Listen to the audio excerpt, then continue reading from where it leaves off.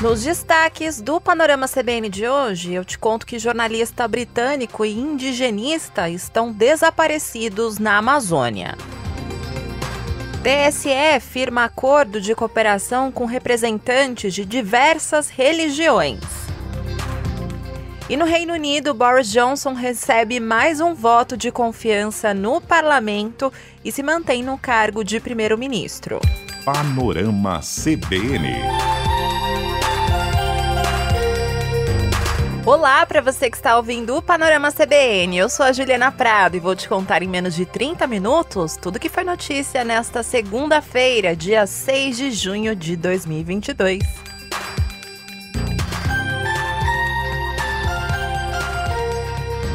Tudo bem com você? Vamos para mais uma semaninha de notícias por aqui? Então bora! E uma informação que movimentou o dia de hoje foi a notícia do desaparecimento do indigenista Bruno Araújo Pereira da FUNAI, que é a Fundação Nacional do Índio, e também do jornalista britânico Dom Phillips, que é correspondente do jornal britânico The Guardian. Eles estão desaparecidos desde a manhã de ontem, do domingo, no Vale do Javari, na Amazônia. Segundo a Univaja, que é a União dos Povos Indígenas do Vale do Javari, Bruno estava sendo alvo de ameaças de morte de garimpeiros, madeireiros e pescadores. E o Ministério Público Federal abriu uma investigação para apurar esse caso. E o órgão disse ter notificado a Marinha, que vai ficar encarregada pelas buscas, e informou ainda ter acionado a Polícia Federal, a Polícia Civil, a Força Nacional e a Frente de Proteção Etnoambiental do Vale do Javari. E enquanto eu gravo este podcast, ainda não há informação sobre o paradeiro dos desaparecidos, e há muitos mistérios sobre essa história. E recapitulando o paradeiro dos dois, Bruno e Dom Phillips foram vistos pela última vez por volta das 7 horas da manhã de ontem em um barco após saírem da comunidade ribeirinha São Rafael. E conforme relatos dos colaboradores da Univaja, a equipe recebeu ameaças.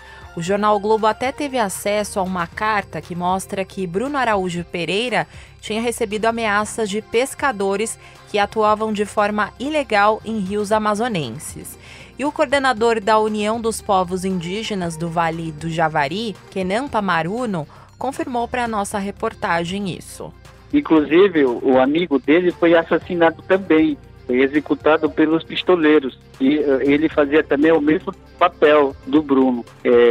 Hoje, eu também recebo ameaça. Eu acabei de receber pelo rapaz, um rapaz que veio até aqui a mim, e ele pediu para mim tomar cuidado, porque eles estão atrás de chefe que manda. Segundo a União dos Povos Indígenas do Vale do Javari, Bruno Pereira é experiente e profundo conhecedor da região, porque ele foi coordenador regional da FUNAI de Atalaia do Norte por anos. Em 2018, Bruno Pereira se tornou coordenador geral de índios isolados e de recém-contatados da FUNAI, quando ele chefiou a maior expedição para o contato com índios isolados dos últimos 20 anos. E ele e o correspondente viajavam com uma embarcação nova, de 40 cavalos e 70 litros de gasolina, que era o suficiente para a viagem. E segundo o jornal The Guardian, o correspondente estava fazendo uma reportagem sobre a invasão de terras indígenas em áreas isoladas. Ele mora em Salvador e também faz reportagens sobre o Brasil há mais de 15 anos, também para outros veículos como Washington Post, New York Times e Financial Times. Bruno e Phillips estavam na comunidade ribeirinha de São Rafael, como eu contei para você, e eles partiram para a cidade de Atalaia do Norte, onde eles eram aguardados por 2 pessoas ligadas à Univaja. E após um atraso de mais de 2 horas, começaram as buscas, porque a dupla desapareceu antes de chegar no destino combinado. Em comunicado, o jornal britânico The Guardian disse que está muito preocupado e está procurando urgentemente informações sobre o paradeiro e a condição do Sr. Phillips. Já o escritório da ONG Direitos Humanos Human Rights Watch no Brasil disse que é extremamente importante que as autoridades brasileiras dediquem todos os recursos disponíveis e necessários para a realização imediata das buscas, com o fim de garantir o quanto antes a segurança dos dois. E depois da repercussão desse caso, inclusive na imprensa internacional, porque envolve um correspondente britânico que tinha muita experiência, mora aqui no Brasil há 15 anos, o governo federal começou a preparar uma força-tarefa no município de Tabatinga, no Amazonas. A força-tarefa vai contar com a Polícia Federal, integrantes da Força Nacional, do Exército, da Marinha, além da FUNAI e da Defesa Civil. Em outra frente, o indigenista e ex-presidente da FUNAI, Sidney Pozuelo, acionou a embaixada britânica em Brasília para colaborar no caso do desaparecimento de Bruno e do jornalista. Sidney disse para nossa reportagem que suspeita que algo grave possa ter acontecido. Algo, evidentemente, aconteceu, que não é muito bom. E parece pouco provável de um naufrágio. Entende? O naufrágio sempre a gente encontra alguma coisa boiando, ainda mais batendo, e imediatamente o pessoal saiu em busca, né? 2 horas depois que eles não apareceram, encontrar-se alguma coisa se encontraria.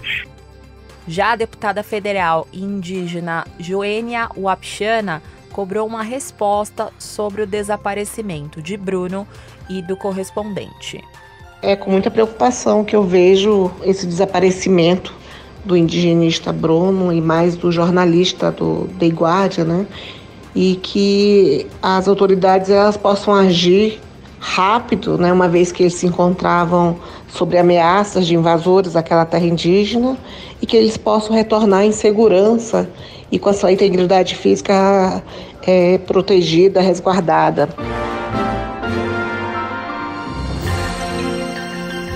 Trilha de eleições porque o presidente do Tribunal Superior Eleitoral, ministro Edson Fachin, está botando ordem no processo eleitoral. E hoje ele firmou um acordo de cooperação com representantes de diversas religiões para que o caráter pacífico das eleições desse ano seja preservado. E no discurso inicial dele, Fachin disse que defender a democracia é fugir das armadilhas retóricas. Queremos todas e todos rumar com o voto livre e consciente à barca do futuro, hoje e amanhã. Dentro desse panorama, defender a natureza pacífica das eleições é defender o direito à opinião e assegurar que a classe política não se furte ao julgamento das pessoas comuns. Defender a democracia é negar a cólera. De acordo com a Corte Eleitoral, a ideia do encontro e do acordo é fazer com que lideranças religiosas se comprometam a promover ações de conscientização sobre a tolerância política, a legitimação do pensamento divergente e exclusão da violência durante as pregações, sermões e homilias, ou ainda em declarações públicas ou publicações que venham a fazer. Esse encontro reuniu lideranças católicas, evangélicas, adventistas, budistas, espíritas e de religiões de matriz africana. E aconteceu horas depois do presidente Jair Bolsonaro dizer que o presidente Fachin elaborou uma jurisprudência para criminalizar a participação de evangélicos nas eleições. Mas esse argumento de Bolsonaro não pode ser levado muito a sério, porque ele distorceu uma proposta de Fachin que pretendia incluir o abuso do poder religioso entre os tipos de conduta que podem afetar a igualdade entre candidatos numa eleição, já que atualmente são considerados apenas os abusos econômicos e de autoridade, além do uso indevido dos meios de comunicação.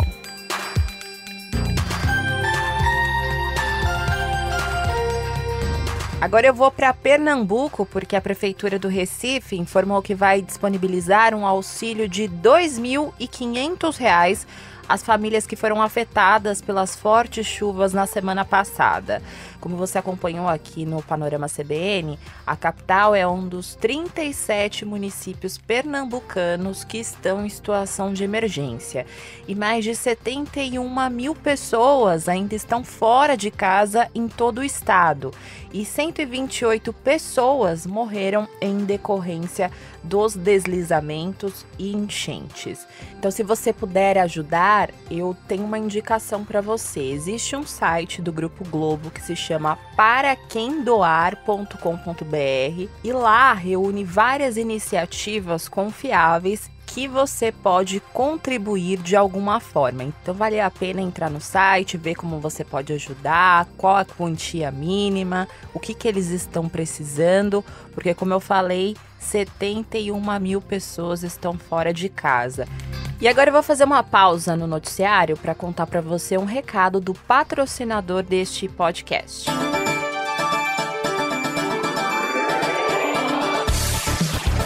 Você sabe o que é Bank as Service? Bank as Service é uma plataforma de serviços que permite às empresas e instituições de pagamento oferecerem produtos e serviços financeiros aos seus clientes. E por meio da plataforma BV Open do Banco BV, a instituição disponibiliza toda a estrutura para a execução de operações bancárias mediante APIs de Bank as Service, permitindo assim que as empresas possam contratar serviços e soluções como banco depositário de contas de pagamento individualizadas, cobrança, TED, pagamentos de boletos, tributos, conta de consumo, liquidação de cartões e todas as soluções inovadoras que envolvem o Pix. Além disso, o Banco BV também oferece APIs de crédito, chamado Credit as Service. E para saber mais sobre APIs de Bank as Service, acesse bv.com.br/bvopen.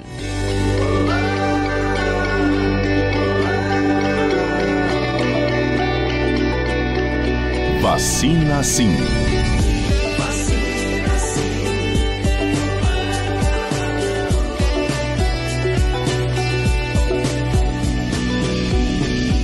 No Vacina Sim de hoje eu preciso reforçar o lembrete que o Gabriel Freitas trouxe para você hoje na edição da manhã do Panorama, que é sobre a segunda dose de reforço ou quarta dose para quem tem mais de 50 anos. Alguns estados começaram essa vacinação hoje, como São Paulo, como bem lembrou o Gabi na edição da manhã. E eu queria aproveitar esse assunto para falar que o governo federal já está de olho na vacinação contra a Covid para 2023. Até porque, o planejamento precisa ser feito agora. E hoje o ministro da Saúde, Marcelo Queiroga, disse que idosos, profissionais de saúde e pessoas com comorbidades devem fazer parte da campanha de vacinação contra a Covid no ano que vem. Mas o Ministério ainda está definindo como é que vai ser o esquema vacinal contra a Covid-19 no próximo ano. O ministro disse que provavelmente idosos, profissionais de saúde, pessoas com comorbidades, seguramente vão estar incluídos. Mas se for necessário fazer uma campanha tão ampla, ele disse que o Ministério vai fazer. E até numa entrevista ao jornal Folha de São Paulo na semana passada, o ministro já tinha dito que a tendência é reduzir o tamanho do público-alvo e priorizar a vacina da AstraZeneca. Mas, como eu falei, o planejamento ainda está sendo feito e tudo pode mudar. E essa declaração do ministro que eu contei para você foi dada hoje durante a ida de Marcelo Queiroga a um posto de saúde do Distrito Federal para tomar a segunda dose de reforço contra a Covid-19 e também a chamada de quarta dose da vacina, E com isso, o ministro seguiu a própria regra. O Ministério da Saúde liberou a imunização extra para pessoas maiores de 50 anos do Brasil. E a quarta dose ela deve ser aplicada 4 meses após a terceira. E para isso, os municípios poderão usar os imunizantes da Pfizer, da Janssen ou AstraZeneca, independentemente das vacinas que a pessoa tenha tomado antes. Então, se você se encaixa nesse perfil, Vai lá tomar vacina porque é seu direito, até porque a pandemia ainda não acabou e tá forte de novo. E eu vou trazer para você hoje notícias da pandemia em Minas Gerais. Nos últimos dias falei sobre o Rio de Janeiro, sobre São Paulo. Agora eu vou focar em Minas porque, para você ter uma ideia, a positividade dos exames para diagnóstico da Covid triplicou no estado no mês de maio. Em abril, dos testes realizados na rede pública de todo o estado de Minas Gerais, apenas 4% deram positivo para a doença. Já no mês passado, 12% dos exames apontaram que os pacientes estavam com a Covid-19. Esses dados que eu contei para você foram obtidos pela CBN por meio da Secretaria Estadual de Saúde. E essas informações elas levam em consideração apenas os testes do tipo RT-PCR da rede pública de saúde. Inclusive, o levantamento ainda mostra que houve crescimento de 74% na procura por esse tipo de exame no último mês. Em abril, foram pouco mais de 3 mil testes realizados. E em maio, Minas Gerais aplicou 5.327. Esses dados de crescimento de aplicação de testes e da positividade chamam a atenção para um novo momento epidemiológico no país. Em Belo Horizonte, por exemplo, segundo a prefeitura, a positividade saiu de 3,9% para 12,9% entre abril e maio.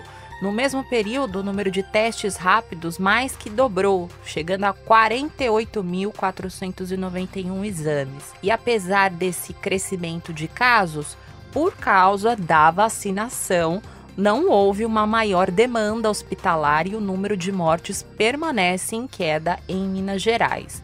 Mas é preciso frear a circulação do vírus. E o infectologista da Universidade Federal de Minas Gerais, Unai Tupinambás, disse para o nosso repórter em BH, Pedro Bonenberg, que a transmissão alta pode possibilitar a geração de novas variantes do coronavírus. E ele explicou ainda que quanto mais pessoas são infectadas, mais o vírus se modifica. O vírus da Covid é um vírus que ele replica muito. Então, milhares de clones são produzidos em 4 dias numa pessoa e várias mutações ocorrem. Várias mudanças no material genético ocorrem e aquela mudança que é favorável ao vírus, ou seja, ele fica mais infectante ou ele consegue escapar da resposta imune, aquela variante fica preponderante. É o caso da evolução da Ômicron. A gente tem que diminuir a circulação do vírus no nosso meio e diminuindo a circulação, você vai diminuir a possibilidade de novas variantes surgirem em tempo curto. Duas coisinhas super importantes aqui para você. Se por acaso você apresentar algum sintoma gripal, é melhor você procurar uma unidade de saúde da sua cidade, porque muitas estão oferecendo teste contra a Covid de graça. E se você puder comprar um teste em farmácias, por exemplo, e se der positivo, você precisa comunicar a alguma unidade de saúde, porque é muito importante que as autoridades de saúde saibam do seu diagnóstico. Isso é muito importante para a saúde coletiva. E é claro, também mantenha o seu calendário de vacinas contra a Covid em dia, porque realmente ela já está mostrando o que a gente já sabia, né? A vacina salva vidas.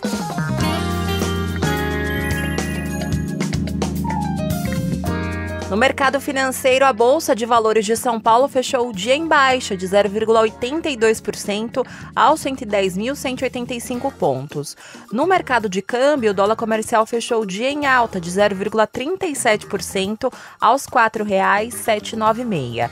Já o euro terminou negociado com uma valorização de 0,11% aos R$ 5,130. Ainda no mercado financeiro, foi aprovado hoje o aporte de 1,58 bilhão de reais de Furnas, que é uma subsidiária da Eletrobras na empresa Madeira Energia, que controla a hidrelétrica Santo Antônio, em Rondônia. Só para você entender melhor essa informação que eu dei para você, Furnas é sócia da Madeira Energia, com 43% de participação. E aí, como foi concluída essa operação, agora a Furnas vai assumir o controle dessa empresa, chegando a 70% da participação. E essa aprovação aconteceu hoje, depois de uma liberação da Justiça, e era uma das condições necessárias para a conclusão do processo de privatização da Eletrobras. Ainda na economia, o ministério que é comandado por Paulo Guedes informou hoje que o bloqueio nos gastos dos ministérios, o segundo em 2022, vai ser de 6,96 bilhões de reais, menor do que os 8,2 bilhões de reais que foram anunciados em maio, e eu e a Bianca trouxemos essa informação aqui para você. De acordo com o Ministério, a redução ela só foi possível porque o governo desistiu de manter 1,74 bilhão de reais que estava reservado para pagar uma parte do reajuste dos servidores do Executivo Federal que foi negociado pelo governo de Jair Bolsonaro. O Ministério da Economia informou ainda que uma decisão definitiva sobre o reajuste dos servidores vai ser tomada até o fim desse mês de junho. E chama a atenção isso porque o governo vem negociando um aumento de 5% nos salários dos servidores, com um custo aí de 6,3 bilhões de reais. E sem a reserva que foi desbloqueada hoje, se esse reajuste realmente for feito, todo esse valor teria que vir de um novo bloqueio no orçamento dos ministérios. Só para você entender melhor, o bloqueio é realizado nos gastos livres, que podem ser ajustados, não nos gastos obrigatórios. E foi necessário fazer esse bloqueio aí dos gastos livres porque houve um aumento da estimativa com os gastos obrigatórios do governo. Houve um crescimento de gastos com sentenças judiciais, com o Proagro, que é o Programa de Garantia da Atividade Agropecuária, com o Plano Safra, entre outras despesas. Em maio, o governo anunciou que o bloqueio seria de 8,2 bilhões, né? E hoje informou que, além desses 8,2 bilhões, vai congelar um valor adicional de 463 milhões de reais para atender às despesas emergenciais, como manutenção de sistemas e pagamento de tarifas bancárias para prestação de serviços. E aí, deve estar se perguntando, né? Mas, Ju, fazendo as contas, somando, dá mais, né? Sim, o total que seria bloqueado pelo governo era de 8,7 bilhões de reais. Mas aí o governo resolveu desbloquear aquele dinheiro que estava reservado para esse reajuste de servidores. Então, o total de bloqueio vai ser de 6,96 bilhões de reais. E de acordo com a área econômica, o Ministério da Ciência e Tecnologia sofreu com o maior bloqueio, seguido pelo Ministério da Educação, depois vem o Ministério da Saúde e, por fim, o Ministério da Defesa. No cenário internacional, como Gabi Freitas falou mais cedo, começou hoje a Cúpula das Américas. E esse evento aí reúne chefes de Estado da região. E a defesa da democracia vai ser um dos principais temas. Mas esse evento já começou com polêmica, porque o governo dos Estados Unidos informou que não convidou os líderes de Cuba, Venezuela e Nicarágua para participar dessa cúpula. O governo dos Estados Unidos alegou que os países violam a Carta Democrática Interamericana. E aí, em retaliação, o presidente do México, López Obrador, anunciou também que não vai ao encontro. Ele seria uma das principais presenças da reunião que o presidente Jair Bolsonaro vai participar nos próximos dias. O líder mexicano alegou que não vai a essa reunião em protesto contra o fato dos Estados Unidos não terem convidado representantes desses países. Na semana passada, ele e líderes de países como Bolívia, Guatemala e Honduras já haviam ameaçado faltar à cúpula em retaliação. E isso é um problema para os Estados Unidos, porque o país informou que se preocupava especificamente com a ausência do presidente mexicano, porque Joe Biden quer conversar com ele sobre a questão da migração. Só que Joe Biden não vai falar sozinho. O López Obrador vai enviar o ministro das Relações Exteriores, Marcelo Ebrard, para falar com Biden. Ainda no cenário internacional, o primeiro-ministro do Reino Unido, Boris Johnson, enfrentou nesta segunda-feira uma votação do parlamento que poderia ter retirado ele do cargo. Pois é, o parlamento britânico votou hoje a chamada moção de desconfiança. A moção é uma consulta se os deputados confiam que o primeiro-ministro tem capacidade para permanecer liderando o governo. Com essa vitória agora, Boris Johnson permanece como primeiro-ministro e não pode sofrer uma nova moção pelos próximos 12 meses. E aí você deve estar se perguntando, né? Por que queriam tirar ele do cargo? Então, o cargo dele estava sendo contestado depois daquele escândalo envolvendo festas nos gabinetes do governo que quebraram regras de lockdown da pandemia de Covid-19 na Inglaterra. Esse caso até ficou conhecido como Partygate. E esse escândalo enfureceu tanto os britânicos a tal ponto que apenas 27% defendem a permanência do premier no cargo. Mas com a votação de hoje, o parlamento resolveu dar mais um voto de confiança para o primeiro-ministro Boris Johnson.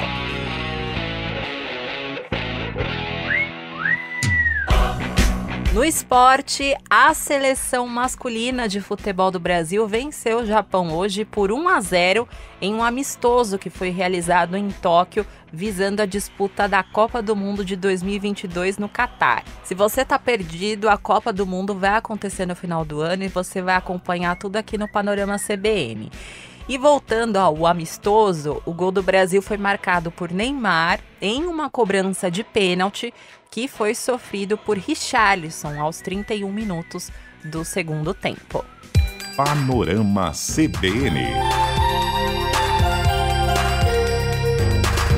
Agora eu vou ficando por aqui. Muito obrigada pela companhia de hoje. O roteiro dessa edição foi escrito por mim, a montagem e a sonorização são do Anderson Wendel, o Tico. E você pode me encontrar lá nas redes sociais, no @Juliana_Deprado no Twitter, e no Insta é só procurar por @JulianaDeprado. E também tem o e-mail juliana.prado@cbn.com.br. E não se esqueça que amanhã tem a edição da manhã do Panorama CBN com o querido Gabriel Freitas a partir das 7 horas da manhã, combinado? Beijos pra você e até mais!